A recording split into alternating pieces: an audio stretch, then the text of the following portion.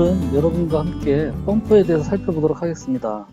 아, 펌프는 전동기나 원동기로부터 기계적인 에너지를 받아서 유체를 낮은 쪽에서 높은 쪽으로 유체 압력을 가해서 밀어주거나 밀어 올리는 그런 그 장치고요.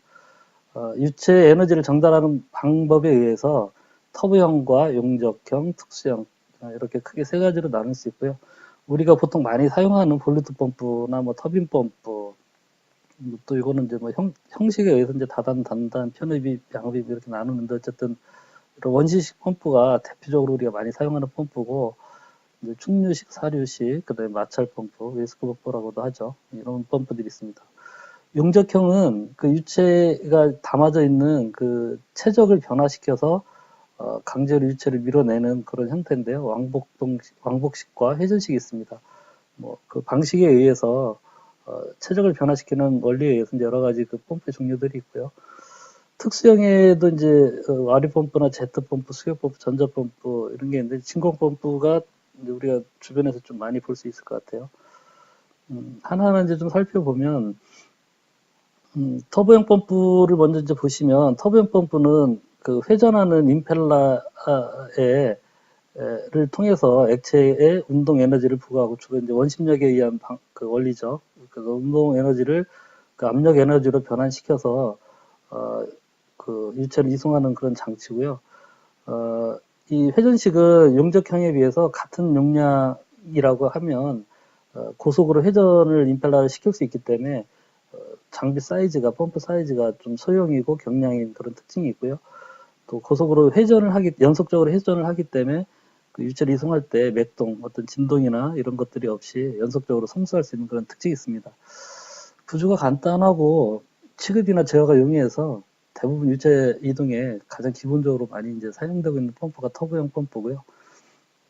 이 원심 펌프에는 볼루트를 갖고 있는 볼루트 펌프와 디퓨저를 갖는 터빈 펌프로 구별이 되는데, 볼루트 펌프는 이제 임펠러가 있고 주위에 이제 그 스파이럴 그 달팽이 모양으로 생긴 이제 그런 케이싱이 있는 가장 기본적인 펌프죠. 그래서 주로 수십 미터에서 이제 뭐 100m 좀 안 되는 그런 그 중저 양정 범위에서 일반적으로 많이 사용을 하고 있고요. 이제 터빈 펌프는 이 볼루타 펌프의 그 밖에 있는 그 케이싱에 안내깃이 있어요. 압력을 조금 더 높여주기 위해서 유체를 가이드할 수 있는 안내깃들이 쭉 그 스파이럴 케이싱에 설치가 되어 있고요. 그래서 이제 디퓨저 펌프라고도 하는데 뭐 몇십 미터 양정에서부터 몇백 미터까지 비교적 높은 그 양정에서 적용이 되고 있습니다. 뭐 그림상으로 보면 볼루트 펌프는 이렇게 이제 임펠러가 있고 밖에 케이싱이 이렇게 이제 되어 있는 형태고요. 터빈 펌프는 요 케이싱에 안내깃이 추가로 설치가 되어 있습니다. 그래서 유체가 나오면서 안내깃을 통해서 좀 더 압력을 좀 받을 수 있도록 그 임펠러하고 케이싱 사이에서 좀 더 밀폐된 구조를 가줌으로 인해서 양정을 더 높일 수 있는 그런 형태죠. 이제 뭐 형식에 의해서 좀 구별을 해보자면 단단 펌프가 있고 다단 펌프가 있습니다. 단단 펌프는 임펠러가 펌프 안에 들어가 있는 임펠러가 이제 한 개만 있는 경우, 그래서 이제 주로 양정이 좀 낮은 범위 사용하고요. 다단 펌프는 임펠러가 이 그림에 있는 것 같은 경우는 하나, 둘, 셋, 네 개가 이제 임펠러가 있는 그 사단 펌프죠. 그래서 이렇게 여러 가지 그 임펠러가 여러 개가 있는 펌프가 이제 다단 펌프고요. 이 임펠러를 거칠 때마다 양정이 올라가기 때문에 단단 펌프보다는 그만큼 이제 높은 압력을 낼 수가 있는 그런 펌프입니다.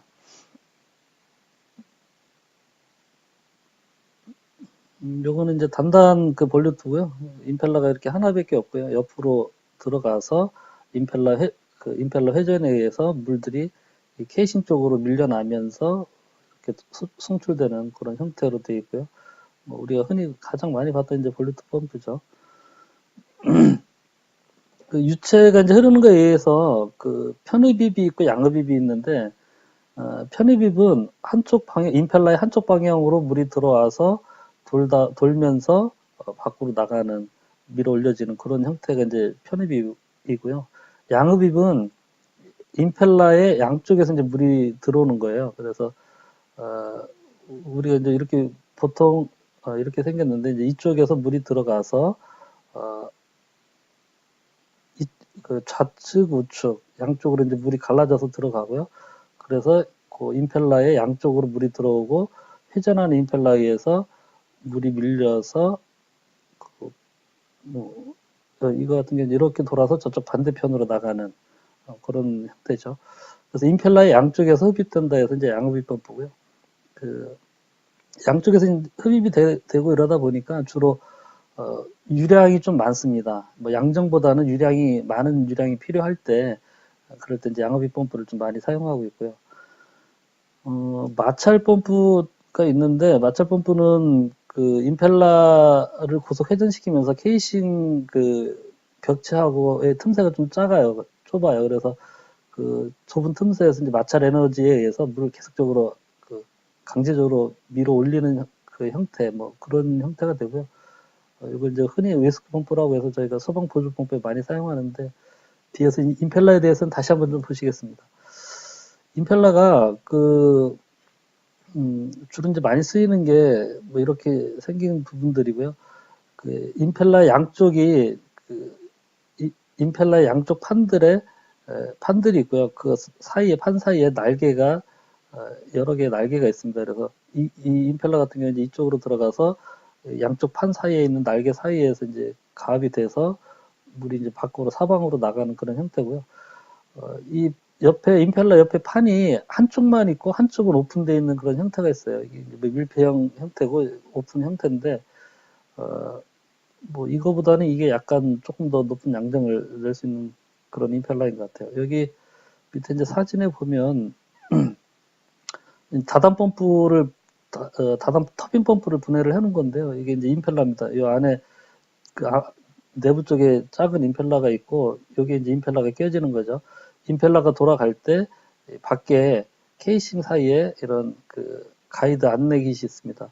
이제 이걸 디퓨저라고 하는데 임펠러에서 나오는 물들이 요 가이드 안내깃을 통해서 다음 단으로 요 구멍들을 통해서 다음 단으로 넘어가는 거죠. 여기 이제 다단 터빈 펌프고요.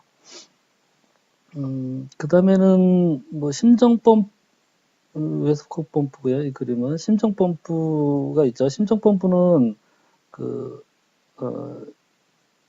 우리 우물 같은데 지하수 같은 거 퍼올리는 용도로 주로 많이 사용하고 있는 거죠. 요 밑에 부분이 모타 부분이 되겠어요. 모타 부분이고 요 중간에 이제 그 틈새 구멍들이 조금 흡입 구들이 있습니다. 그래서 요 흡입구로 물이 지하수들이 들어가서 이 부분에 이쪽 부분에 임펠러가 여러 단이 있습니다. 그 몇 개의 단들이 있어서 이거는 이제 그 지하수 퍼올려야 되는 양정에 따라서 이제 단수가 점점 많아지겠죠. 그래서 옆으로 중간쯤에서 들어간 물이 임펠러를 통해서 가압이 돼서 위쪽으로 연결. 여기는 바로 이제 배관이 연결이 되죠. 위쪽으로 올라가는 형태로 되어 있는 게 이제 심정 펌프고요. 그다음에 뭐 수중 펌프는 뭐 우리가 일반적으로 많이 봤던 거고요. 그다음에 이제 그 인라인 펌프가 있는데 인라인 펌프는 기본적으로 어, 볼루트 펌프와 같은 그런 이제 임펠러가 거의 뭐 유사한 구조고요.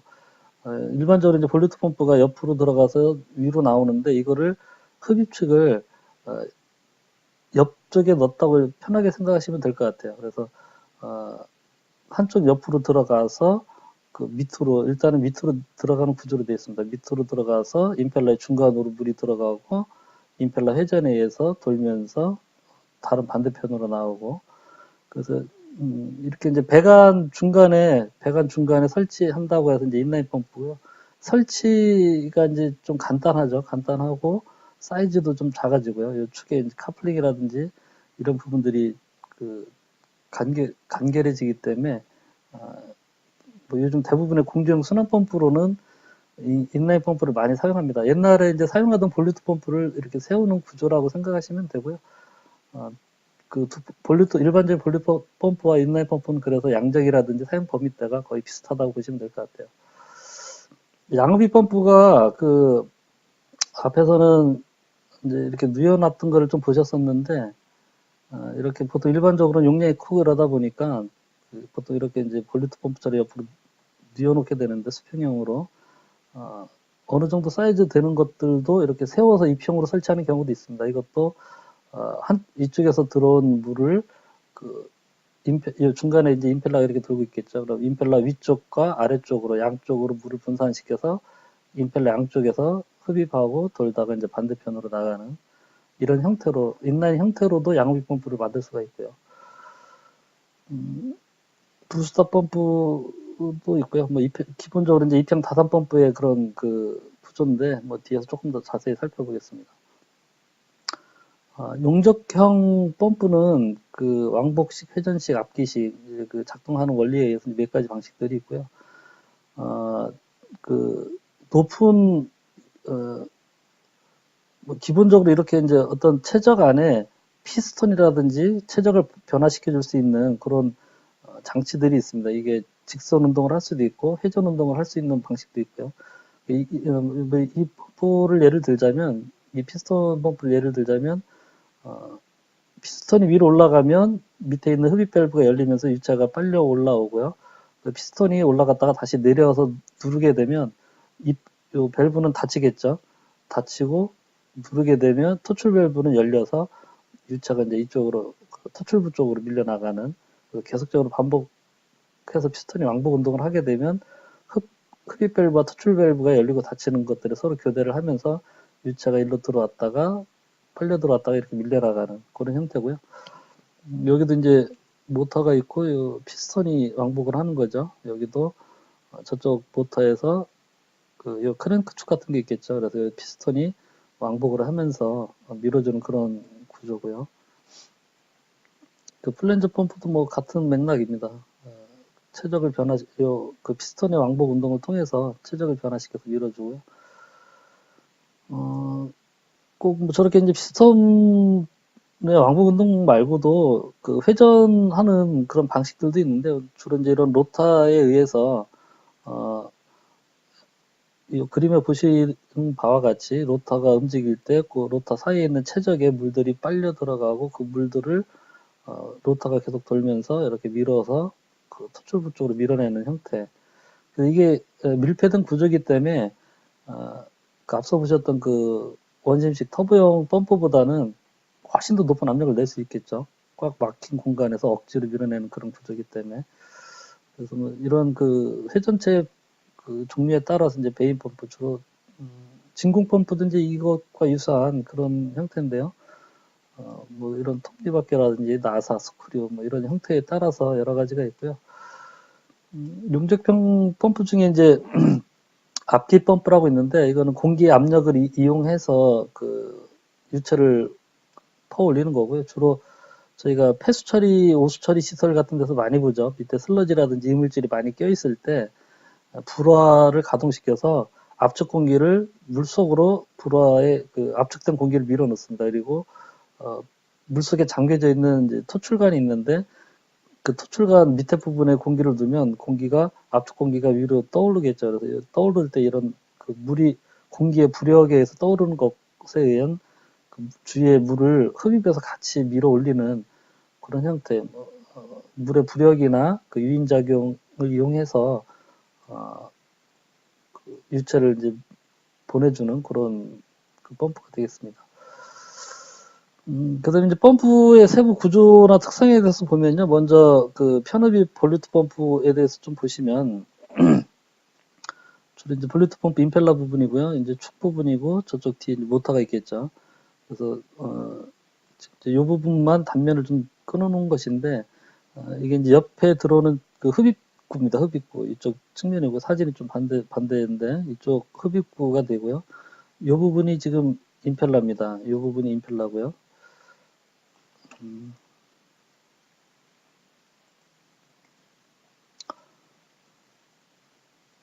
밑에 있는 설명들과 이제 같이 보시면 되고요. 제가 보시기 편하게 한 페이지에 이렇게 다시 편집을 해놨는데 임펠러가 있고 축이 있습니다. 축이 있고 요 축 반대편에는 그 모터나 뭐 원동기나 이런 것들이 있겠죠. 그리고 요 축하고 임펠러를 이제 잡아줘야 되니까 지지를 해줘야 되니까 축을 지지해주는 이제 베어링 부분이 있고요. 그 다음에 요거는 이제 임펠러 가장자리 있는 그 또 임펠러 케이싱이겠죠. 케이싱인데 이 하우징도 이제 이렇게 덮개가 있고요. 덮개 부분이 요 뒤에 파란 부분이죠. 요 앞에 그 은색으로 된 부분은 이제 요 부분이 되는 것이고, 요 프렌지로 이제 이렇게 막혀져 있는 것이죠. 그래서 요 볼트들을 풀어내고 앞에 있는 케이싱을 빼내면 안에 이제 임펠러 이게 이제 안에 들어있는 게 보이겠죠. 그리고 요 그 임펠러하고 케이싱하고 축이 지나가는 부분에는 이제 기미를 유지해야 되기 때문에 주로 요 부분에 이제 그 메카니컬 실이라든지 그랜드 패킹이 들어가서 유체가 밖으로 새어나오지 않게 막아주는 이제 그런 거고요. 여기 보면 일반적인 그 재질들이 있어요. 이 재질들이 있고 또 선택 사양으로 할 수 있는 그런 재질들이 있는데, 뭐 예전에는 이제 그 임펠러 같은 경우를 청동도 많이 쓰고 그 주물 그 GC200 같은 이제 주물 같은 것도 많이 쓰고 하는데, 요즘 이제 뭐 부식이라든지 위생 문제 뭐 이런 부분들 여러 가지 고려해서 스테인리스를 쓰는 경우도 임펠러를 스테인리스로 쓰는 경우도 많이 있습니다. 여기 이제 그림은 지금 이제 그랜드 패킹으로 되어 있는데요. 패킹 그랜드로 되어 있는데 이 부분에 이 그랜드 패킹 대신에 요즘은 메카니컬 실을 많이 쓰고 있죠. 이 부분도 뒤에서 다시 한번 좀 보시겠습니다. 이 표에서는 그 우리가 이제 흔히 그 제작 도면이나 이런 데 보면 재질들이 나와 있는데 이 재질들이 어떤 재질들인지를 좀 설명을 해놓고 있어요. 그래서 이 부분은 이제 참고로 보시면 될 것 같고요. 어쨌든 그 단단 그 볼루트 펌프는 그 가장 널리 사용하고 있는 거예요. 뭐 소용량부터 중용량, 그다음에 양 정도 낮은 범위에서 이제 수십 메타 정도까지는 충분히 낼 수 있기 때문에 우리가 일반적으로 쓸 수 있는 그런 범위는 대부분 이 범위 안에 들어가서 가장 많이 쓰고 있는 거고요. 그 펌프의 케이싱이 그 베어링 동체와 하나의 몸체로 연결이 되어 있고요. 흡입구가 이제 주로 측면에 설치되고 토출구는 윗방향에 위치하는 게 이제 일반적이고요. 그 아까 보셨듯이 이제 베어링이 이제 두 개의 그 볼 베어링에 의해서 임펠러가 부착되어 있는 축이 지지가 되고 있고, 그랜드 패킹이나 메카니컬 실에 의해서 이제 기미를 유지하고요. 인라인 펌프는 그 이제 앞서 보셨던 그 같은 그 볼루트 펌프에 이제 수평으로 옆 부분에서 들어가던 것을 이제 그 같은 직선 방향에서 들어와서 직선 방향으로 나가는 형태로 했는데, 실제 이제 안에 보면 이 임펠러 있는 부분에서 뭐 같은 부분이라고 보시면 돼요. 이렇게 그 90도 방향으로 나 있던 흡입구를 180도로 틀었다고 이렇게 이해를 하시면 되고요. 한쪽으로 들어간 것이 유체가 임펠러 밑에 부분으로 일단은 내려가게 돼 있어요. 내려가서 임펠러 그 중심에서 이제 측면으로 들어가서 그 임펠러 회전에 의해서 밖으로 이제 케이싱을 따라서 다른 토출구 쪽으로 나가는 그런 형태고요. 이 펌프는 이 모터하고 임펠러가 짧은 그 거리로 바로 임펠러 위에 축 위에 모터가 올라타는 구조이기 때문에 이 축의 길이가 좀 짧습니다. 그래서 베어링이 뭐 앞에 것처럼 두 개씩 들어가거나 이러진 않고요. 중간에 모터 축하고 임펠러 축이 카플링으로 이렇게 연결되는 구조고요. 카플링 떼어내고 볼트 풀면 모터를 바로 들어 올려낼 수 있는 그런 형태로 되어 있고, 축하고 케이싱 접하는 부분에는 마찬가지로 그랜드 패킹이나 메카니컬 실이 들어가는 구조고요.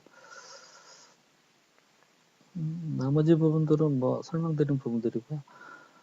임펠러 축하고 전동기 축이 카플링으로 직결되어 있기 때문에 그 축진열이 필요 없어요. 간단하게. 그래서 이제 그 부분들이 좀 장점이고, 그 작은 사이즈 같은 경우는 이제 별도의 베어링 없이 바로 메카니컬 실만 있으면 되기 때문에 베어링도 필요 없어서 유지 보수도 간편하고, 또 구조가 간결하니까 펌프 가동 시에 소음이나 진동이 상당히 좀 적어요. 그리고 또 펌프가 흡입구하고 토출구가 일직선상에 있는 그런 그 라인형 펌프라서 기동 정지 시에 그 수계 형상도 좀 적은 편이죠. 물 유체가 흐르던 방향으로 계속 흘러가는 형태라서 유체 흐름이 크게 바뀌지 않기 때문에 이제 수계 현상도 좀 작은 편이고요. 그래서 뭐 이것도 이제 요즘은 뭐 공중 펌프로는 그 흔히 많이들 좀 사용하고 있습니다. 수평형 양흡입 볼루트 펌프인데 임펠러가 있고요. 임펠러 이제 요 부분이 지금 임펠러죠. 요 부분이 임펠러고요. 한쪽에서 이제 들어간 물이 지금 여기서는 이제 이 부분들이 요 밖에 부분에 튀어나온 부분, 요 튀어나온 부분들이 흡입이에요. 한쪽에서 들어간 물을 양쪽으로 이쪽과 이쪽으로 흡입구에서 양쪽으로 이제 갈라주고 양쪽에 들어간 물이 케이싱을 따라 돌면서 계속해서 그 임펠러의 중간 부분으로 이 부분으로 이제 물이 들어가는 거죠. 이 부분들로 물이 들어가면 임펠러가 이제 회전을 하면서 요 위에서 이렇게 회전을 하면서 밑으로 이제 윗부분은 이제 돌기 시작하는 부분이니까 좀 그 케이싱 안에 그 유차 흐를 수 있는 공간이 좀 좁은데 점점 이제 커지겠죠. 커져서 이쪽으로 와서는 이제 많이 커지면서 이렇게 유차가 중간으로 반대편으로 나가는 그런 형태고요. 이거는 이제 임펠러가 임펠러를 양쪽에서 잡아줘야 되기 때문에 양쪽에 베어링이 있습니다. 양쪽에 베어링이 있고 또 케이싱 양쪽에 메카니컬 실이 있어야 되겠죠. 그 그랜드 패킹이나 기미를 유지해주는. 이 펌프 특징은 일단 사이즈가 좀 크고 그러다 보니까 그 제작 구조상 어딘가는 이제 분절을 시켜야 되는데 이렇게 뚜껑 형태로 돼 있어요. 그래서 중간에 볼트들을 풀고 위에 케이싱을 들어 올리면 바로 안에 임펠러가 노출되도록 돼 있는 그런 형태라서 뭐 유지보 싸는 것도 상당히 용이한 편입니다. 뭐 주로 아까 말씀드렸다시피 이제 큰 용량, 뭐 양정은 그렇게 높지는 않겠죠. 임펠러가 이제 한 단밖에 안 되기 때문에 양정은 높지 않지만 유량이 많은 그런 그 대용량 펌프에서 이제 많이 사용을 하고 있고요. 회전체를 그 양달에서 베어링으로 견고하게 지지를 하기 때문에 소음이나 진동 뭐 여러 가지 이런 부분들에서도 유리한 부분이 있고요. 그 유지 보수도 좀 간편하고요. 그리고 관련된 그 동영상을 잠깐 한번 보실까요?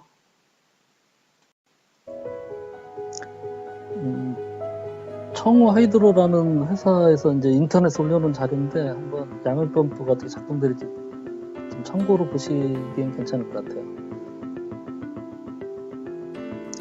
이쪽이 이제 흡입지고요. 흡입된 유차가 양쪽으로 이렇게 나눠서 들어가게 되고요. 돌면서 중간에 임펠러의 그 측면으로 흡입이 됩니다.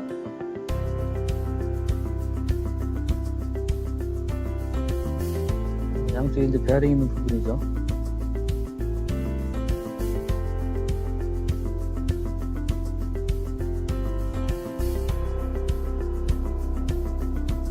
네, 이제 이 부분이 베어링이 되겠죠.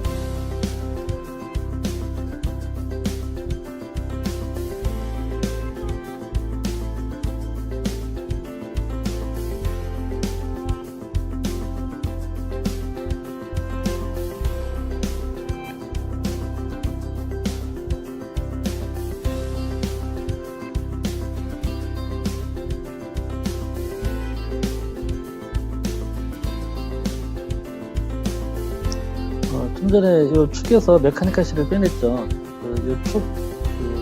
케이싱하고 축이 관통되는 이 부분에서 쓰지 말라고 잡아줬던 게 메카니컬 실이고요. 임펠러가 양쪽에서 흡입을 하다 보니까 이렇게 날개차가 중간에 경막이 있고 양쪽에서 들어오는 임펠러 두 개를 붙여놓은 듯한 이런 형태로 되어 있는 경우도 많이 있습니다. 이게 한 개인 경우도 있는 것 같은데 이렇게 두 개인 경우가 좀 일반적으로 좀 많이 바뀐 것 같아요. 양쪽에 이제 메카니컬 실과 베어링이 있는 이런 형태고요.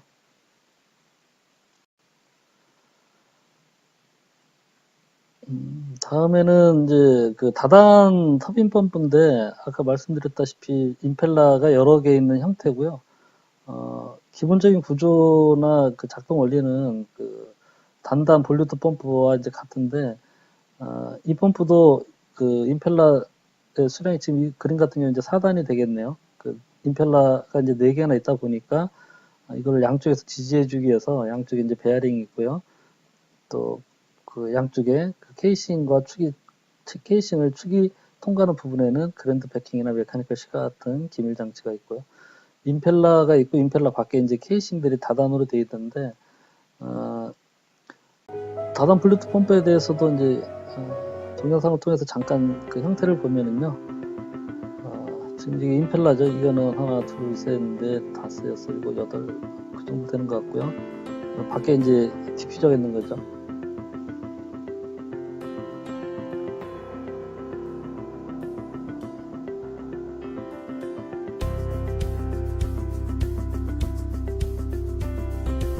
임펠라가 있고 밖에 이제 디퓨저, 그 디퓨저가 있어서 이제 그 터빈 펌프죠. 임펠라 있고 안내깃이 있는 디퓨저가 있고요. 그림 보시면 이해되실 것 같아요. 볼이 나가면서 다시 가이드 통해서 이제 압력을 받고, 그래서 가압이 된 게 다음 단에 가서 또 더 압력을 높아지고 이런 형태고요. 저런 같은 그 사이즈의 단들을 쭉 연결을 해서 그 긴 볼트로 연결을 합니다. 임펠라가 보통 이렇게 이제 그 밀폐형 크로스 타입의 방식들이 뭐 요즘은 공주용 펌프에서도 저렇게 많이 사용되고 있고, 깨끗한 위치에서.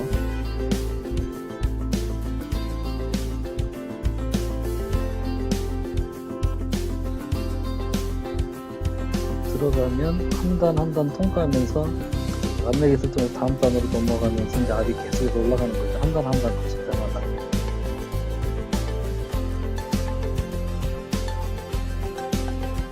양쪽에 베어링하고 메카니컬 실이 있고요. 고양정으로 사용하는데 필요한 양정에 따라서 임펠러를 조립하는 단수를 뭐 3단으로 할 건지 5단으로 할 건지 이렇게 결정하면 되기 때문에 제작하는 것도 상당히 용이한 편입니다. 나머지 내용들은 뭐 쭉 읽어보시면 될 것 같고,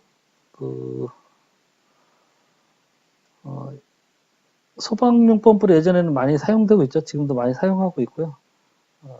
양적인 소방용 펌프들은 보통 한 100m 보통 이제 근접하거나 그 이상 되거나 하기 때문에, 그 다음에 이제 좀 전에 보셨던 그 다단 볼루트 펌프, 다단 터빈 펌프를 세우는 구조 비슷한 그런 형태인데, 이거는 이제 임펠러 형태가 약간 좀 전에 보신 거랑은 좀 다릅니다. 이건 우리가 흔히 급수 부스터 펌프에서 많이 보셨던 그런 펌프죠. 밖에 튜브가 있고 그 튜브 안에 이제 임펠러를 한 단, 두 단, 세 단, 네 단, 그래서 다단으로 이렇게 적층을 하게 되는데, 이 적층할 때 이제 요 임펠러에도 요 밖에 부분에 그 케이싱이 있고요. 안쪽에 이제 임펠러가 있습니다. 그래서 한쪽에서 들어온 물을, 한쪽에서 이렇게 흡입된 물을 중간에 이제 임펠러를 거치면서, 요 부분이 이제 임펠러죠. 여기서부터 여기까지가 이제 임펠러입니다. 임펠러가 이제 회전을 하면, 요 임펠러 사방으로 이제 나간 물이 요 가이드를 통해서 다시 다음 단에 흡입 쪽으로 이렇게 들어가고, 그 임펠러에서 다시 또 밖으로 나간 물이 다시 다음 단에 흡입 쪽으로 이렇게 들어가서 나와서 위에서 이제 요 구멍들을 통해서 사방으로 나간 물이 이제 밑에서 모여서 이제 반대편으로 나가는 그런 구조고요.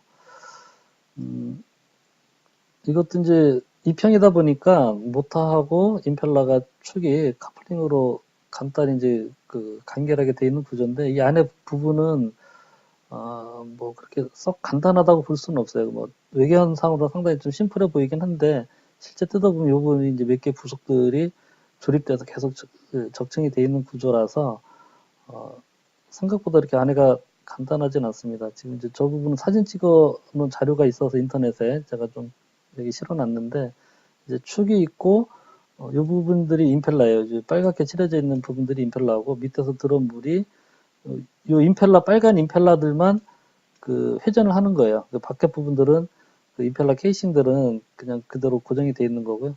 임펠러가 회전하면서 밖으로 나간 물들이 다시 위에 단으로 올라가서 위에 단에 임펠러의 흡입 쪽으로 다시 들어가고, 또 임펠러 돌아가면서 밖으로 사방으로 나간 물들이 다시 임펠러 케이싱을 통해서 그 위에 단에 또 임펠러 흡입 쪽으로 들어가고, 이런 식으로 해서 물이 계속해서 이제 위로 올라가고, 맨 위에서 다시 이제 모인 물이 밖에 요 튜브 케이싱하고 임펠러 케이싱 사이에서 이제 쭉 밑으로 내려와서 이제 이렇게 나가는 거죠.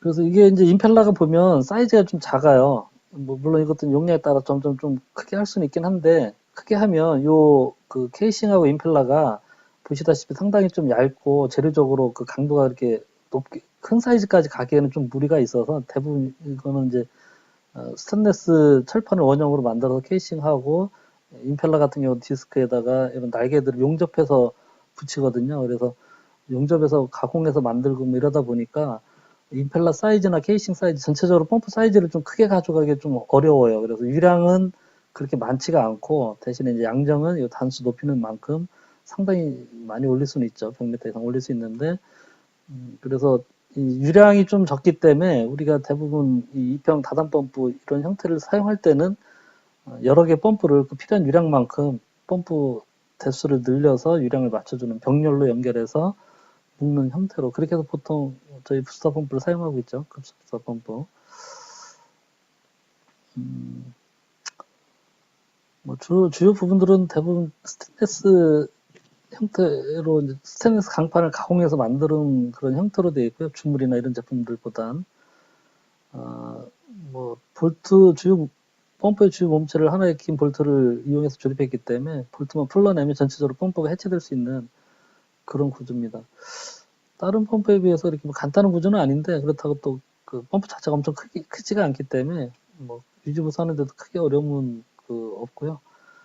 이 펌프 같은 경우 이제 그 다른 펌프하고 그 차이가 특성이 말씀드렸다시피 스테인리스 강판 얇은 강판들을 가공해서 용접해서 만드는 그런 형태라서 조금만 그 체절 운전을 시키거나 공회전 시키거나 이럴 경우에 심지어 그 스테인리스 임펠러나 그 임펠러 케이싱 그 강판이 녹아버리는 닳아서 구멍이 뚫리거나 이런 경우가 있어요. 기계적으로 그 손상이 쉽게 돼요. 그 부재 자체가 좀 얇기 때문에 그래서 우리 부스터 펌프 같은 경우는 절대 체절 운전이나 공회전 시키지 말라고 하죠. 공회전 하면 얼마 가지 못해 바로 펌프가 이제 소선이 돼버립니다.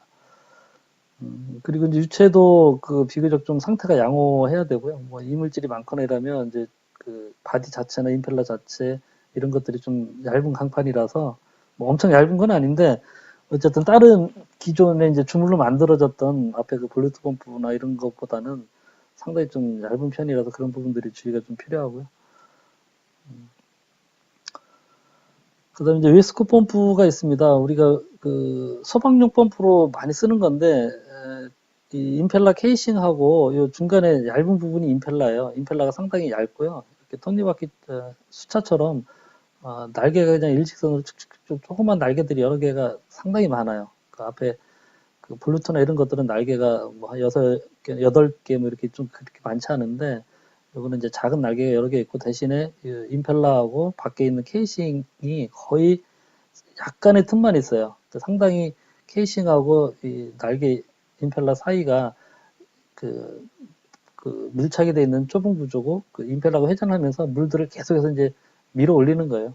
한쪽에서 들어온 거를 임펠러가 돌아가면서 마찰력을 이용해서 위로 계속 강제로 밀어내는 형태. 그래서 그 다단 볼루트 펌프 그 정도 비슷한 양정까지도 낼 수 있고요. 이거는 이제 임펠러가 하나다 보니까 다단만큼 그 충분히 뭐 높은 양정까지를 마음내고 올릴 수는 없지만 상당히 높은 양정까지는 그 가능하고요. 그래서 이제 소방용 보조 펌프로 많이 써요. 그 임펠러나 이런 것이 이제 좀 작다 보니까 많은 양정을 내기는 좀 어렵지만 그 소방 펌프에서 이제 보조 펌프, 충합 펌프죠. 충합 펌프 용도로 지금도 많이 사용하고 있습니다. 그 구조가 간단하니까 이제 가격도 저렴하고요. 양정이 좀 높아서 그 조그마한 펌프, 조그마한 이제 소형 그 건물에 이제 급수 펌프라든지 보일러 급수 펌프로도 많이 사용됐어요. 보일러가 보통 뭐 운전할 때 이제 10kg까지 이제 쓰는 보일러 같으면 또 물도 10kg로 밀어줘야 되기 때문에 그런 데는 볼루트 펌프, 일반적인 단단 볼루트로는 좀 밀어주기 어렵죠. 그래서 그 보일러 급수 펌프로 예전에 많이 사용했는데 요즘은 이제 부스터 펌프가 많이 그 보편화되면서 보일러의 급수 펌프도 이런 2평 다단 펌프를 쓰는 경우가 이제 많이 뭐 대부분은 요즘 이제 저렇게 쓰는 것 같아요. 수중 펌프는 뭐 우리 많이 보셨던 거죠. 밑에 부분에 임펠러가 있고 이 부분에 이제 모터가 있고 이게 하나의 축으로 그 연결이 돼 있습니다. 그리고 여기도 이제 임펠러하고 케이싱 사이에 기밀을 유지해야 되니까 그 메카니컬 실 같은 기밀 장치가 들어가고요. 이거는 이제 별도의 그 카플링이라든지 중간에 이음이 없는 직결 형태로 보통 그렇게 돼 있고요. 그 케이싱 윗부분의 볼트를 풀면 모터가 분리되면서 이제 밑에 임펠러가 드러나는 그런 형태고요. 수중 펌프 임펠러는 대부분 그 오픈형입니다. 이쪽에만 이제 옆판이 있고 밑에는 그냥 옆판에 날개가 붙고 밑에는 오픈되어 있는 형태. 이물질이 좀 많기 때문에 그 밀폐형 그런 임펠러는 거의 뭐 사용을 하질 않고요. 수중 펌프들도 사이즈가 큰 거는 굉장히 크죠. 이것도 용량에 따라서 뭐 50마력, 100마력까지도 굉장히 큰 용량의 펌프들이 많이 있는데 임펠러가 이것도 이제 한 단이기 때문에 높은 양정을 내는 거는 좀 어렵죠. 수중 배수 펌프가 그 양정을 뭐 수십 메타까지 내기는 조금 어렵습니다. 임펠러가 근본적으로 이제 하나로 되어 있기 때문에. 자, 이제 펌프 종류에 대해서 좀 대충 살펴봤고요. 그 다음에 이제 펌프 사양과 관련된 그런 내용들인데, 먼저 이제 그 양정, 보통 이제 우리가 그 유체적으로 그 유량을 이야기를 하죠. 분당 몇 리터를 유체를 송수할 수 있느냐에 따라서 뭐 분당 몇 리터냐면 이제 LPM이죠. 줄여서 LPM이라고 하고, 시간당 몇 세제곱미터의 유체를 보내느냐라고 해서 이런 형태로 이런 단위로 주로 유량을 많이 하고요. 그 다음에 양정은 이제 우리가 메타 단위로 하거나 압력 단위로 이제 이야기를 하는데 배관 계통에서 그 펌프를 가동시켜서 물을 얼마만큼의 높이까지 밀어 올려줄 수 있느냐, 그게 양정 또는 이제 수도, 물 높이로 이야기할 때는 이제 수도라고 이제 그렇게 얘기를 하고요. 양정이 높으면 높을수록 더 높은 데까지 물을 밀어 올릴 수 있다는 그런 그 의미죠. 그래서 압력으로 표현할 때는 이제 메가파스칼, 파스칼 단위나 뭐 킬로그램 퍼 제곱미터, 센티미터 제곱 이런 단위로 킬로 단위로도 이제 많이 이야기를 하고요. 메타 단위로 하고.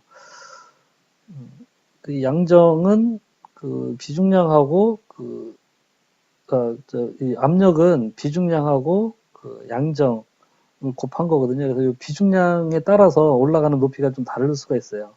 같은 양정을 내는 펌프라 하더라도 이 비중량이 높으면 물이 무거우면 유체가 무거우면 그만큼 이제 올려주는데 좀 힘들겠죠. 대신에 이제 유체가 비중량이 적어서 가벼우면 그 같은 펌프를 하더라도 더 높은 데까지 비중량이 가볍기 때문에 더 높은 데까지 양수할 수 있는 그런 부분들이 있고요.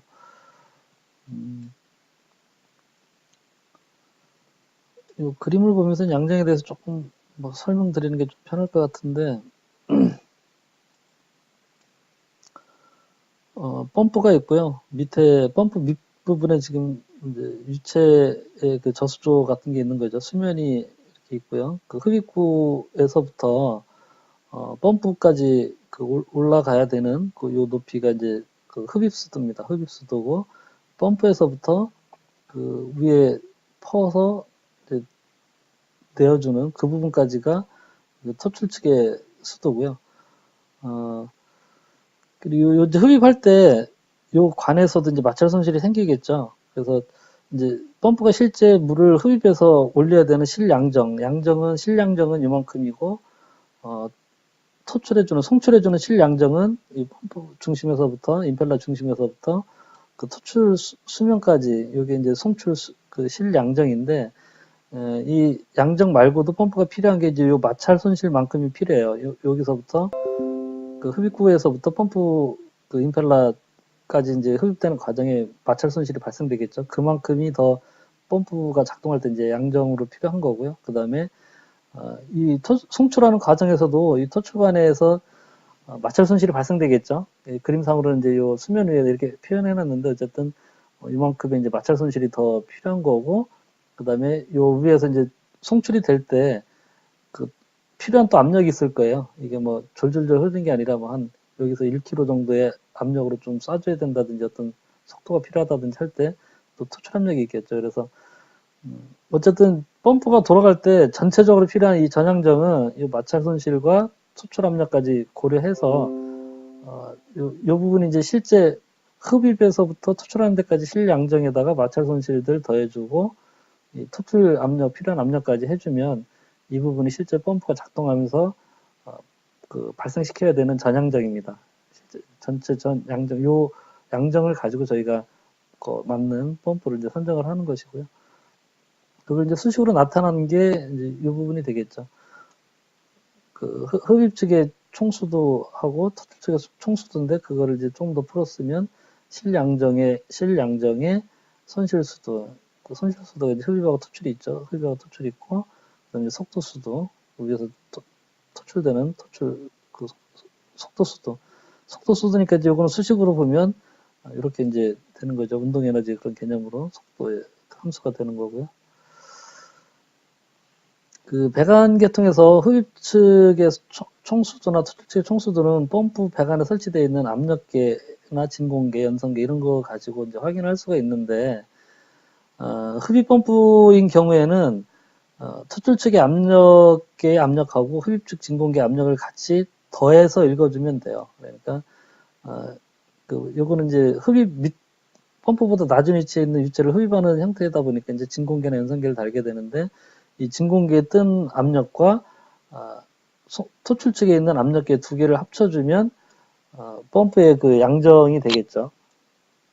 펌프의 이제 그 총 수도를 이 압력계를 통해서 읽을 수 있는 거고, 만약에 이제 펌프의 흡입 측이 그 펌프보다 이제 높은 경우, 펌프가 있고 이 수면이 낮은 게 아니라 오히려 이제 옆에 같은 지면에 저수조가 있고 저수조에 물이 이만큼 차 있으면 차 있는 이 부분부터 요 펌프까지 또 물에 의한 자연압이 걸리겠죠. 그래서 이 펌프 흡입 측의 압력이 그 제로에서부터 마이너스 쪽으로 가는 이제 진공 압력이 아니라 제로 이상이 되는 그 수면의 높이만큼 양압이 걸리겠죠. 그리고 토출 측에도 당연히 이제 펌프가 가동하면서 양압이 걸릴 텐데 펌프의 실양정은 어쨌든 여기서 물이 그냥 자연압에 의해서 밀어주고 있기 때문에 그만큼을 빼줘야 돼요. 토출 측이 예를 들어 3kg가 걸리고 있고 흡입 측이 1kg가 걸린다 그러면 펌프의 운전 그 압력은 2kg가 되는 거죠. 3kg 빼기 1kg.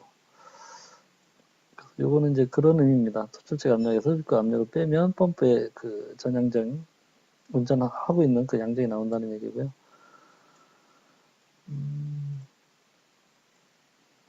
뭐 예제를 하나 좀 요거 볼까요?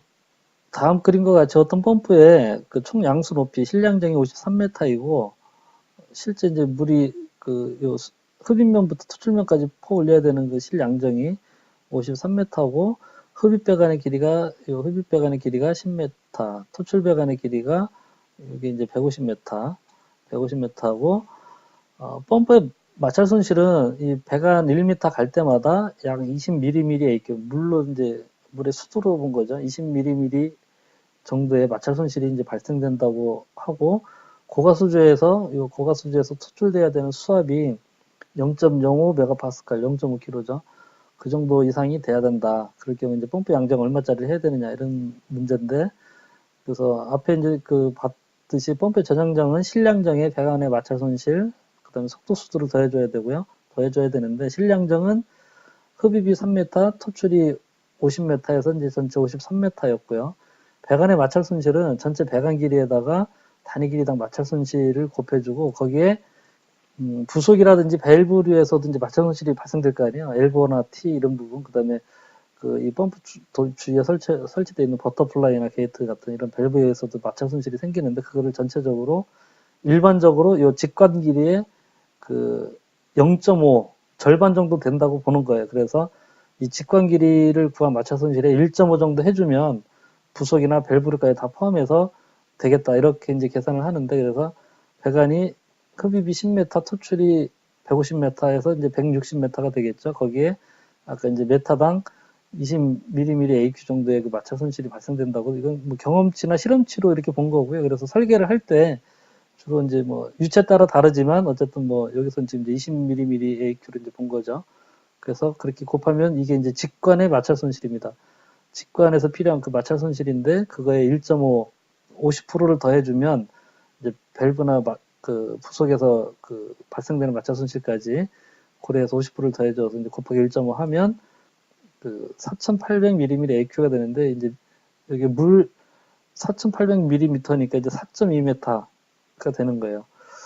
그리고 또 펌프 최상부에서 투출 압력이 그 0.05 메가파스칼인데 이게 이제 메타 단위로 환산을 하면 5m 정도가 되는 거죠. 그래서 전체 펌프가 필요한 전 양정은 그 실양정, 퍼 올려야 되는 양정이 53m, 배관에서 발생되는 마찰 손실이 4.2m, 그 다음에 그 맨 꼭대기에서 그 물이 나올 때 필요한 그 압력 0.5kg, 5m에서 합치면 62.2, 그래서 약 63m의 양정을 가진 펌프를 설치를 해야 된다. 이제 이렇게 해서 펌프 양정을 결정하게 되죠. 마찰 손실을 구하는 게 저희가 이제 보통 설계할 때, 그 유체 종류에 따라서 뭐 20mm AQ냐, 30mm AQ냐, 이렇게, 그 기준치들을 두고 하고 있는데, 뭐 꼭 그런 거 아니더라도 그 달시 공식이라든지 뒤에 이제 하젠 윌리엄 공식에 의해서 직접 구할 수도 있어요. 그래서 이 마찰 손실을 구하는 공식인데, 이제 관의 길이 여기도 관이 길면 길수록 마찰 손실이 많이 나겠죠. 그다음에 관의 내경은 밑에 나눠주는 쪽으로 들어갑니다. 왜냐하면 관이 크면 클수록 그 마찰 손실을 좀 적게 받겠죠. 왜냐하면 그 유체가 관하고 접해서 그 마찰 손실이 발생되는 그 면적이 적어지니까 그 관이 내경이 크면 클수록 마찰 손실은 좀 적어져요. 작은 관일수록 마찰 손실이 당연히 그 유량에 비해서 많이 받게 되는 거고요. 그다음에 속도가 빠르면 빠를수록 마찰 손실이 많이 발생하겠죠. 벽면을 빠르게 지나가면서 이제 마찰이 훨씬 더 많이 발생을 하니까. 그래서 이제 마찰 계수는 그 배관의 어떤 특성이에요. 그 배관에 따라서 좀 배관이 거친 배관도 있을 테고 아주 매끈한 배관도 있을 텐데 그런 배관들의 그 특성을 고려해 주는 거죠. 그래서 마찰 계수가 크면 마찰이 많이 일어나는 배관일수록 또 압력 손실도 많이 발생을 하게 되겠죠. 저렇게 이제 구할 수도 있고, 이런 하젠 윌리엄 공식에 의해서도 이제 구할 수 있어요. 그래서 뭐, 이런 내용들은 보면 이제 거의 비슷한 맥락이라고 이해를 하시면 되고요. 그 다음에 이제 국부저항 상단관 길이라는 게 있는데, 이제 이거는 뭐냐면, 그 엘보나 T, 레듀샤 밸브 뭐 이런 데서 발생되는 그 마찰 손실을 이제 엘보나 T의 이런 국부적인 위치에서 발생되는 그런 마찰 손실을 그 직관의 길이로 환산하는 거예요. 그러니까 예를 들자면 이제 15A짜리 파이프에서 90도 엘보 같은 경우에는 약 0.3m의 한 개당 0.3m의 마찰 손실이 발생된다고 보는 거예요. 그래서 뭐 예를 들어 이제 15mm 배관에 90도짜리 90 엘보 10개가 있으면 0.3 곱하기 10개니까 약 3m 정도의 직관 3m에 해당하는 마찰 손실이 발생된다. 뭐 그런 맥락이거든요. 그래서, 우리 이제 소방 쪽에서 그 마찰 손실 계산을 한다든지 뭐 이런 어떤 증빙자를 낼 때, 상단관 길이 표를 이용해서, 전체적으로 배관에서의 마찰 손실을 다 합쳐져서, 계산하는 경우도 종종 저희가 좀 볼 수 있죠. 유량을 어떻게 결정을 하느냐. 그 펌프 양수 과정에서 약간의 누수라든지 펌프 뭐 사용 여건에 따라서 온도라든지 유체의 어떤 밀도나 뭐 비중 이런 거에 따라서 그 펌프 성능이 좀 바뀔 수가 있고 이래서 설계 유량의 5에서 약 15% 정도 여유를 두고 보통 한 10% 정도 여유를 두는데 어떤 뭐 설계 이러저러한 기구에서 사용하는 유량을 산출해서 거기에 한 10% 정도 여유를 둬서 그 펌프 용량을 선정을 한다. 이렇게 이제 이해를 하시면 되고요. 그 펌프 구경 선정은 보통 이제 펌프 그 추출축에서 이제 나가는 유속을 1.5에서 2m/s 정도로 해서 하는데 이거는 이제 Q 유량은 면적 곱하기 속도 이렇게 했던 거에서 이제 거꾸로 이제 그 면적을 이제 원형으로 해서 그 원의 단면적에서 하여간 거기서 직경만 남기고 나머지를 다 반대편 유량 쪽으로 이제 넘겨서 이런 수식이 나오는 거죠. 이거는 뭐 이해하실 것 같고 이게 그 케이스에 보면 그 펌프 유량에 따라서 이 흡입구 사이즈나 이런 것들을 그 케이스에 보면 아예 나와 있어요. 그래서 대부분 뭐 이 표 안에 있는 내용들로 펌프들을 대부분 다 만들고 있거든요. 그래서 뭐 이렇게 이제 유량이 120 LPM에서 400 LPM 사이에 있는 거는 펌프 그 토출구의 직경을 50A 직경으로 만들고 이런 식으로 해서 펌프 케이싱을 만드는 거죠.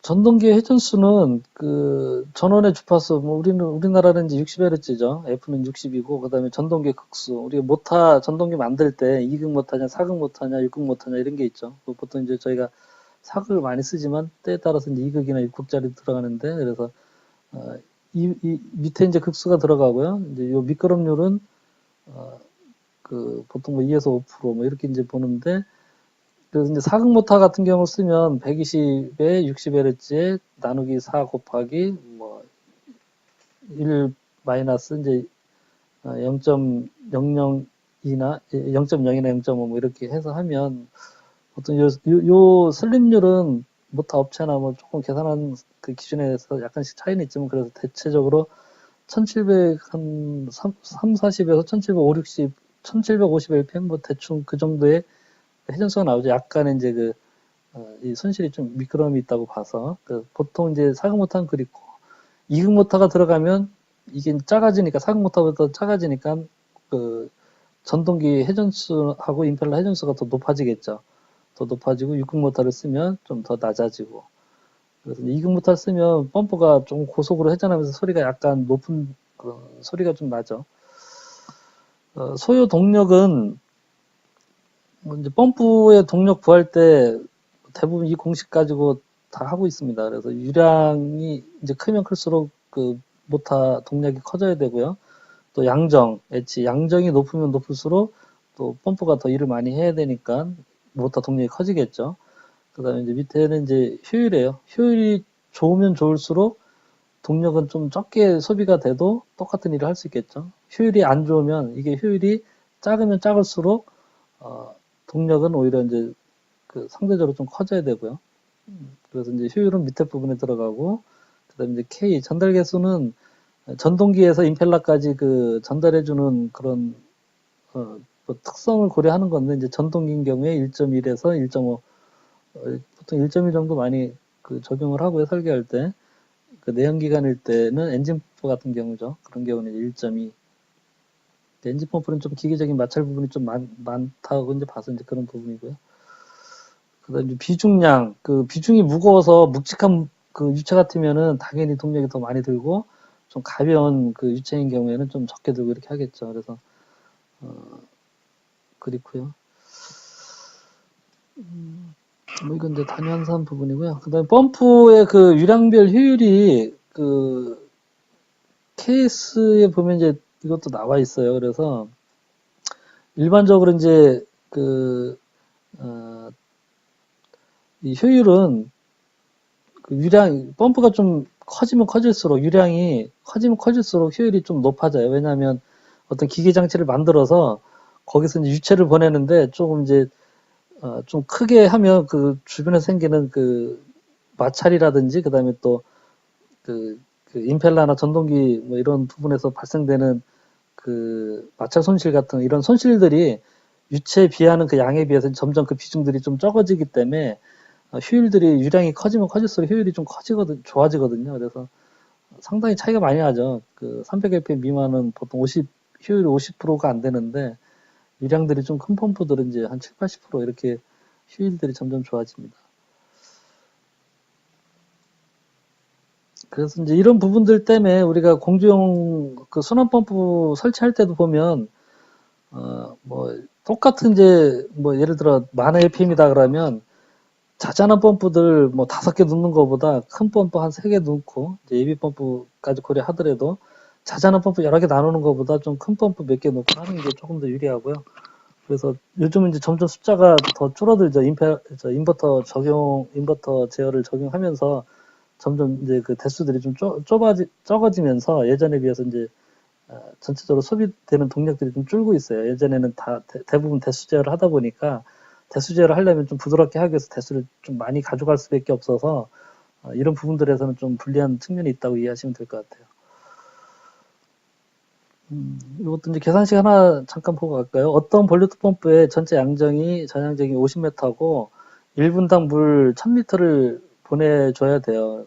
1000lpm이죠. 그때 전동기의 동력은 얼마가 되는가. 그래서 1분당 1000리터가 이제 1000lpm이고, 이거를 그 초 단위로 단위 환산을 하면 초당 0.0167 세제곱미터 이렇게 되는 거고요.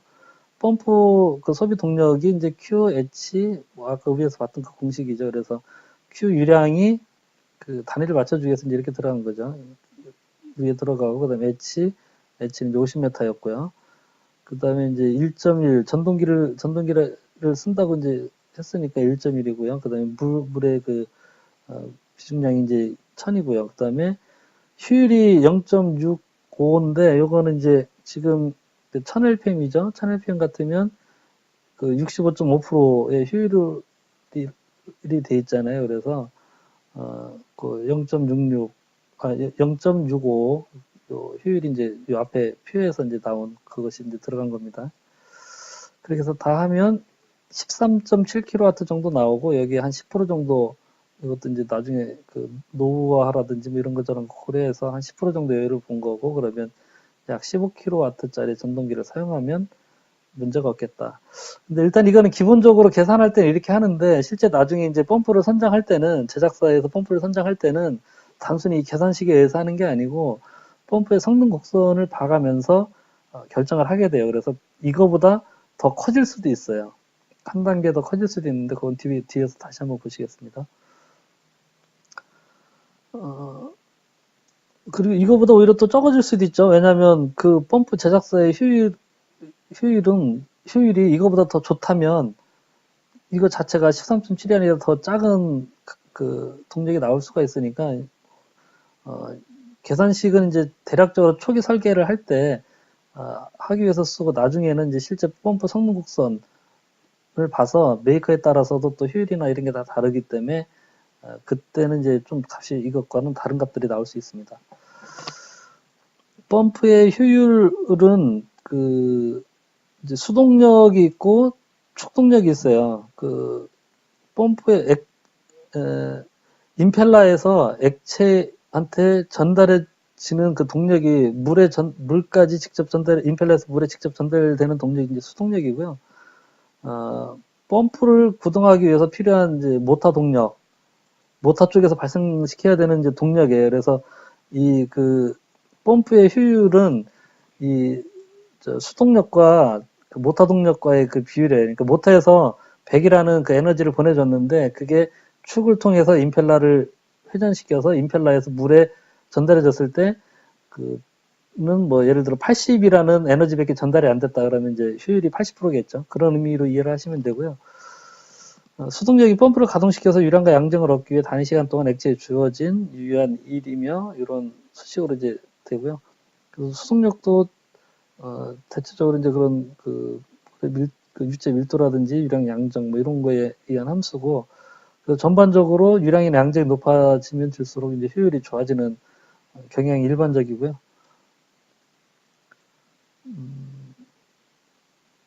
그 펌프 효율에 보면 이제 A 효율하고 B 효율이 있어요. 그 A 효율은 해당 펌프가 발휘할 수 있는 가장 높은 효율이에요. 그러니까 어떤 펌프가 그 0lpm서부터 뭐 자기 최대가 이제 1000lpm이라고 치면 1000lpm까지 가는 동안 펌프 효율이 항상 스타트부터 이렇게 균일한 게 아니라, 그 유량이 적을 때는 이제 효율이 좀 낮았다가 유량이 점점 펌프가 회전수가 높아서 많은 유량을 내기 시작하면 효율이 점점 올라가다가 또 어느 선 되면 약간 떨어지거나 뭐 이렇게 좀 주춤한 경향으로 이렇게 가게 돼요. 그래서 어쨌든 그 펌프가 작동할 수 있는 그 범위 내에서 가장 높은 효율을 낼 수 있는 게 A 효율이라고 하고요. 저희가 이제 일반적으로 펌프를 선정할 때는 이 A 효율에서 약간 오른쪽으로 이렇게, 왜냐면 나중에 펌프가 이제 점점 성능이 노화되면서 이렇게 떨어질 수 있기 때문에, 이쪽에 이제 이렇게 곡선에서 그 좌측에서 선정을 해버리면 그쪽에는 계속 떨어지는 부분들밖에 없거든요. 근데 이렇게 이제 산 모양처럼 된 거에서 그 최고 효율에서 약간 오른쪽 근처에 있는 쪽으로 선정을 하게 되면 펌프 성능이 떨어지더라도 최고 효율로 갔다가 다시 떨어지는 쪽으로 이렇게 위치를 그 펌프가 작동을 할 수 있기 때문에, 일단 원칙은 이렇습니다. 근데 이것도 펌프에 따라서 다 다르기 때문에, 뭐 이거 원칙이 이렇다는 거고 실제 이렇게 하는 거 되면 다행이고요. 이렇게 안 되는 경우도 상당히 많이 있습니다.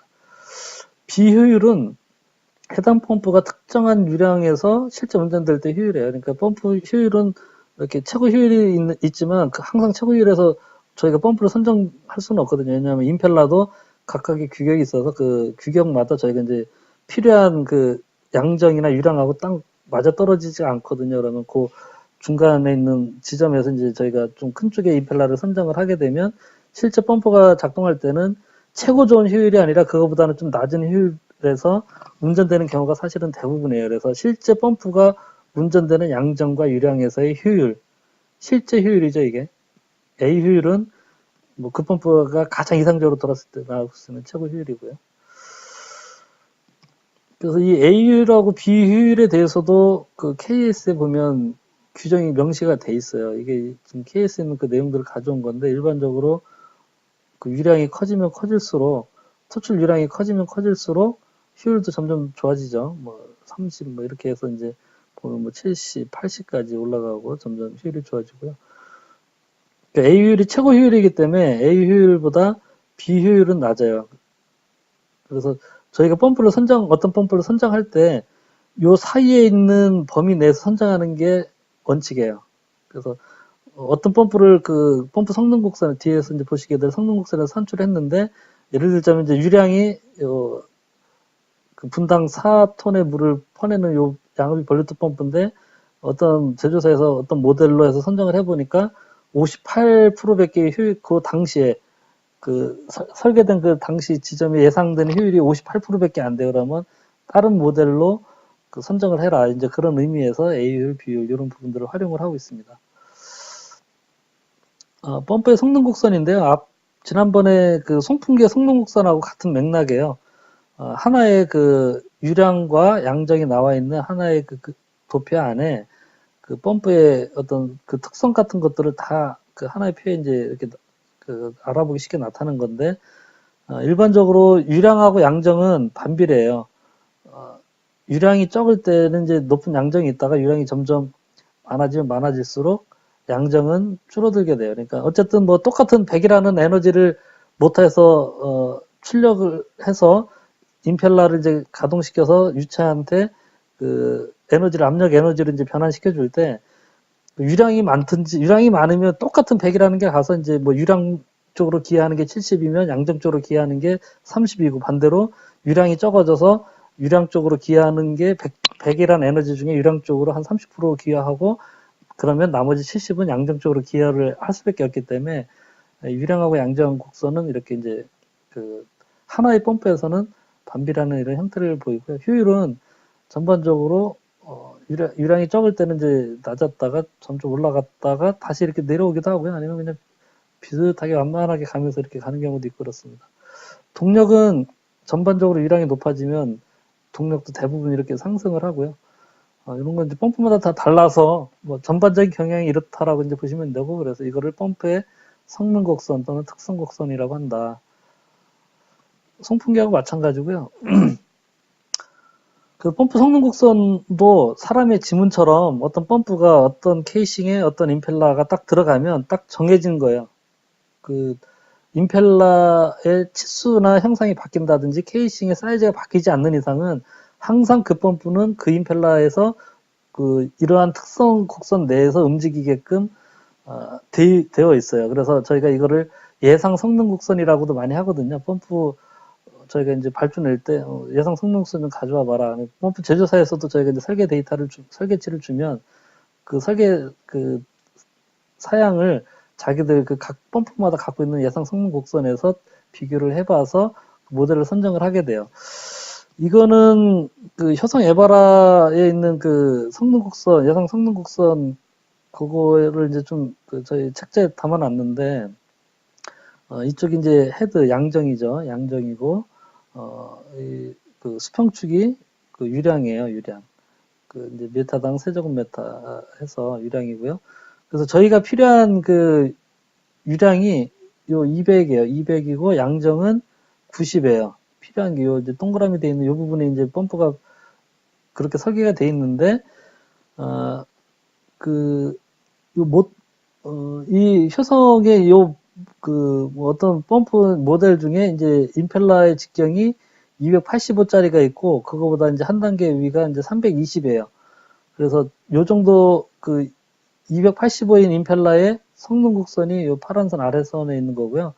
그 다음에 이제 그 큰 사이즈에 있는 거는 이제 320, 직경이 320일 때는 요 위에 있는 파란 곡선이에요. 그래서, 그 펌프가, 그 모델의 펌프에, 그 임펠러가 발휘할 수 있는 범위가 이제 요 범위대 아닌데, 그래서, 필요한 요 부분에 맞추기 위해서 임펠러를 320에서 285 사이인 요 사이즈로 뭐 대충 한 300 정도 된다고 볼까요? 300 정도 직경이 되도록 임펠러를 깎아요.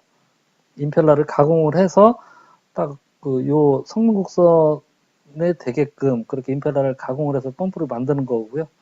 뭐 같은 케이싱이라도 그 안에 들어가는 임펠러를 깎아서 가공해서 이제 저희들 사양에 맞춰주는 거예요. 그리고 이제 요 펌프 같은 경우 효율이 이렇게 이제 뭐 요 유량일 때는 효율이 여기고, 요 유량일 때는 효율이 여기고, 우리 설계치인 요 200일 때 효율은 여기에요. 요 부분이 이제 요쪽이 100이고, 요 제로죠. 그래서 효율이 약 70% 약간 안 되는 건가요? 그래서 요 정도 효율에서 70%대 효율에서 70 몇, 69나 뭐 요 효율에서 이제 펌프가 가동되는 거고, 요 부분이 A 효율이에요. 이 펌프가 갖고 있는 가장 좋은 효율, 최고의 효율, 요 부분이 이제 A 효율이 되는 거고요. 요 부분이 B 효율이 되는 거예요. 우리가 실제 운전할 때 쓰는. 그리고 이제 이 표가 너무 좀 복잡해지니까 이 축에 나타낼 수 있는 이런 수치들이 복잡해지니까 이제 밑에나 위에 이용해서 더 연장시켜서 하는 거예요. 같은 양정을 비교해서. 그래서 우리가 필요한 요 지점에서 요거는 이제 동력이에요. 모터 동력. 동력이 전반적으로 유량이 늘면 늘수록 그 모터 동력이 쭉 이렇게 상승하게 돼 있죠. 그래서 이때 그 우리가 필요한 200일 때 동력은 이쪽으로 쭉 가서 이제 한 70이나 뭐 이렇게 되네요. 이렇게 되는 거고, 요거는 이제 유효 흡입수도, 그 흡입수도에 대한 부분인데, 요거는 뒤에서 따로 설명드리겠습니다. 이 흡입수도도 펌프 성능 곡선에 보면 그 펌프의 고유한 특성이에요. 그 임펠러에 그 케이싱에 그 임펠러가 들어가면 이 펌프가 가동될 때 필요한 흡입수도가 있어야 돼요. 그 흡입수도가 실험체에서 공장 제조사에서 이제 미리 데이터를 구해놓고 그거를 이 그래프 안에 같이 이렇게 표현을 하고요. 그래서 그때 필요한 흡입수도가 5가 약간의 안 되네요. 그래서 나중에 이제 그 배관 설치할 때도 이 부분이 조금 고려가 돼야 돼요. 이 부분은 뒤에서 조금 자세히 다시 보실 거고요.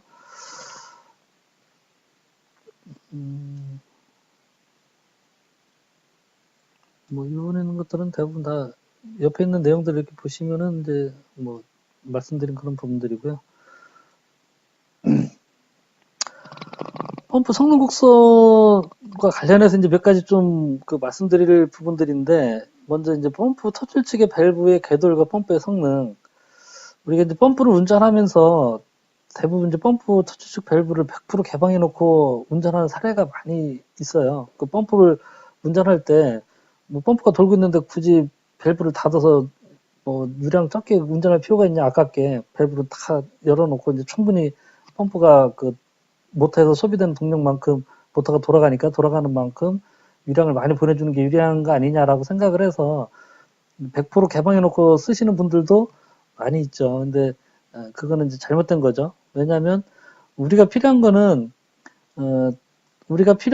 이 펌프의 이제 최대 유량은 뭐 한 300에서 400까지 이렇게 나올 수 있는 펌프인데, 우리가 필요한 거는 300에서 400이 아니라 200만 필요한 거예요. 그래서 200이 필요한 해서 요 펌프를 선정을 했는데, 밸브를 다 열어놓으면 마찰 손실이 적어지기 때문에 그 유량이 좀 커져요.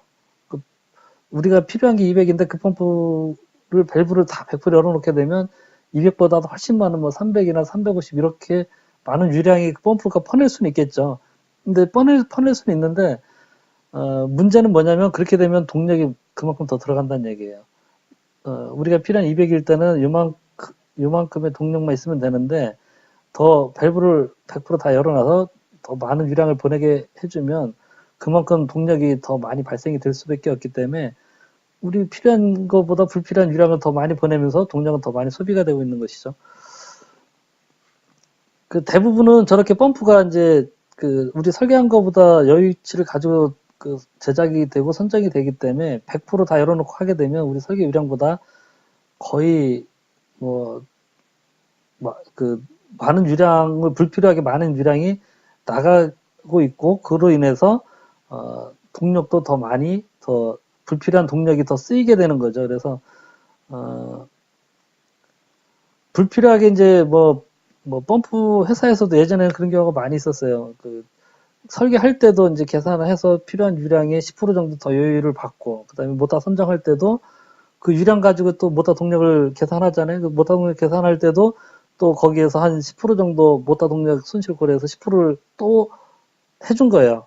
그러니까 이중 유량에서 10% 여유율이 들어갔고 모터 동력에서 여유율이 또 10% 들어갔는데 그 모터 제조사에서 또 뭐 혹시나 싶어서 또 충분히 한다고 해서 자꾸 이제 커지기만 하는 거죠, 여유치들이. 일반적으로 예전에 많이 그런 경우가 많아서 실제 해보면 뭐 밸브를 거의 한 50%, 60%뭐 이렇게 닫아야만 우리가 당초 원했던 유량이 나오는 경우가 비일비재했어요. 뭐 요즘도 이제 그런 경우 가끔 있긴 한데 요즘은 그래도 좀 많이 낮았어요. 펌프들 많이 낮은 이유는 이 성능 곡선을 제조사들이 이제 신뢰성 있게 정확하게 많이 그 데이터들을 갖고 있다 보니까 거의 그 제조도 이제 정밀성들 높아지고 신뢰도가 높아져서 예상 성능 곡선 가지고 산출하면 거의 실제 돌려봐도 그런 성능이 펌프가 나오기 때문에 예전처럼 그렇게 조금 무작정 크게 만드는 그런 거는 이제 많이 좀 줄긴 했는데 어쨌든 그래서 밸브를 100% 열어놓고 쓰시는 게 아니라 필요한 만큼만 열어놓고 쓰셔야 되는 거예요. 뭐 100% 열어놓으면 유량은 더 많이 나가겠지만 그만큼 동력이 더 계속해서 전력비가 소비되고 있는 거라서. 그다음에 이제 또 한 가지는 토출측 밸브를 펌프 토출측에 있는 밸브를 닫을 경우 야 그렇게 펌프 토출측에 있는 밸브를 너무 많이 닫고 그러면 모터 탄다. 그렇게 닫지 말아라. 뭐 소리도 커지고 뭐 펌프가 좀 진동도 커지고 뭐 물소리가 심하게 나고 이러다 보니까 이러다 이제 펌프 물이 가서 모터 탄다. 보통 그렇게 이제 많이 이야기를 하잖아요. 근데 이 부분도 이제 잘못된 얘기죠. 뭐 이 내용들을 이제 읽어보시면 되겠지만 이것도 성능곡선에서 설명을 드리자면 유량이 모터 출구 쪽에 밸브를 많이 닫아요. 밸브를 닫으면 유량이 어떻게 되겠어요? 줄어들겠죠. 유량이 줄어들면 동력이 어떻게 돼요? 동력은 떨어져요. 그러니까 유량이 적어지면 적어질수록 어쨌든 유량이 기계에서 밖으로 나가야만 그 기계가 유체가 운동 에너지 가지고 밖으로 나가는 거라서 모터가 그만큼 밖으로 나가는 만큼 에너지를 더 이제 발생시켜줘야 되는데 밖으로 나가는 유체 양이 적어지면 이제 모터 동력도 그만큼 일을 덜 하게 되는 거죠. 그래서 소비 동력이 떨어져요. 그러니까 밸브를 많이 닫아서 모터가 과열이 되고 모터에 무리가 가서 모터가 탄다는 거는 안 맞는 얘기죠. 그 밸브를 많이 닫는다고 해서 모터가 타지는 않아요. 그 동력이 오히려 소비 동력이 더 줄어들기 때문에 모터에서는 무리가 안 가는 거죠, 오히려. 그래서 그거는 이제 바른 얘기는 아닌데, 근데 문제는 완전히 닫는 경우는 좀 문제가 돼요. 체절운전 시키게 되면 물은 하나도 안 나가고 펌프는 계속해서 체절운전이 되는 거죠. 공회전이 아니라 체절운전이 되게 되면 그 안에서 물이 이제 뜨끈뜨끈해지죠. 임펠러가 물이 계속해서 이제 그 마찰에 의해서 열이 발생되고 그래서 임펠러가 나중에는 뭐 지글지글 물이 끓을 정도까지 이제 그렇게 되면 거기서 이제 임펠러에서 발생된 열이 이제 1차적으로 메카니컬 실을 파괴시키겠죠. 메카니컬 실도 이제 그 안에 뭐 마찰 부분들이 있고 뭐 기계적인 장치다 보니까 그게 열을 많이 받으면 메카니컬 실 파손이 되고 그다음에 이제 다음에 있는 베어링이 높은 온도가 되면 이제 뭐 그리스라든지 이런 부분들에서 이제 뭐 문제가 생기고 온도가 올라가면서 이제 베어링이 갉아먹기 시작해서 베어링 나가고 또 그 열이 쭉 계속해서 모터까지 전해지면 어차피 이제 모터도 이 축에 코일들이 감겨져 있는 거니까 그 열이 가면 이제 타버리는 거죠. 전선이 늘어붙어서. 그래서 체절운전 시키면은 안 돼요. 100% 체절운전은 이제 토출적 밸브를 100% 닫는 거죠. 100% 닫으면은 모터가 타요. 하지만 100% 안 닫고 일부만이라도 계속해서 밸브를 한 90% 닫고 10%만 열어놓더라도 어쨌든 물이 계속해서 나가면 임펠러가 이렇게 뜨거워지지는 않기 때문에 그 전력 소비량은 뭐 10% 정도 수준으로 낮은 상태에서 이제 발생되기 때문에 모터가 과열되거나 이러지는 않아요. 그래서 우리 소방 펌프 같은 경우에 이제 그 릴리프 밸브 있는 게 이제 그런 이유죠. 그 토출 측에서 이제 밸브가 닫혔더라도 릴리프 밸브를 통해서 계속해서 일정량의 물이 나가면 임펠러를 이제 식혀줘서 모터까지 베어링이나 뭐 메카니컬 실이나 모터까지 열이 전달되는 되지 않도록 그 유체의 온도를 어느 정도 수준에서 계속 제어를 잡아줄 수 있는 거죠. 릴리프 밸브가 냉각수를 공급해주는 그런 개념을 이해하시면 될 것 같아요.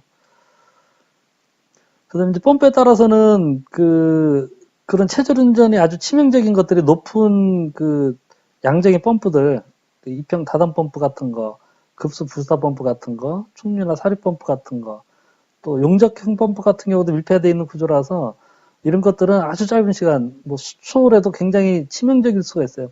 그 케이싱이 깨진다든지, 그 메카니컬 실이나 뭐 그랜드 패킹 이런 데서 이제 밀린다든지, 그런 누수가 생긴다든지, 뭐 펌프 케이스가 깨지는 경우도 뭐 각오를 해야죠. 이런 고양장의 펌프들 같은 경우 순간적으로 이제 아주 금방 올라가기 때문에 수초 이내에. 펌프의 상사봉측은 앞전에서 그 송풍기에서 봤던 것과 같은 맥락이에요. 어쨌든 송풍기도 그 임펠러하고 이 펌프도 임펠러다 보니까 다루는 유체만 이제 기체냐 그 물이냐 그 유체의 종류가 좀 다른 것 뿐이지. 그래서 요 내용들은 같은 맥락입니다. 펌프의 유량과 그 임펠러 그 회전수, 그다음에 임펠러의 직경이 어떤 관계에 있는지 대체적으로 회전수가 높고 임펠러 직경이 크면 유량이 당연히 커지는데 이제 회전수랑은 비례를 하고 그 임펠러의 직경은 이제 세제곱에 비례를 하는 거고요. 양정도 마찬가지로 회전수나 직경의 그 제곱승에 비례를 하는 거죠. 그래서 회전수가 좀만 올라가도 양정이 많이 올라가겠죠. 그 회전수가 2배가 되면 양정은 요거의 제곱이니까 2 곱하기 2에서 양정은 4배가 올라가는 다 그런 개념을 이해하시면 돼요. 직경도 이제 2배가 커지면 양정이 이제 4배가 커지는 거고요. 그 다음에 이제 그 소비 동력은 회전수의 세제곱 임펠러 직경의 그 5승에 비례를 해요. 그래서 회전수가 좀만 높아져도 동력이 많이 올라가요. 세제곱만큼 많이 올라가는 거죠. 그러니까 회전수가 2배가 되면 동력은 2 곱하기 2 곱하기 2니까 8배가 올라가는 거죠. 8배가 커지는 거고. 그래서 이제 반대로 회전수를 낮춰주면 동력은 급격하게 많이 줄어들죠. 인버터 펌프가 인버터 제어가 동력을 많이 절감한다는 게 바로 이제 이런 이유죠. 회전수를 조금만 낮춰도 동력이 급격히 줄어들기 때문에 전체적인 이제 에너지 측면에서 굉장히 유리하다는 거죠. 인버터 제어하는 펌프가.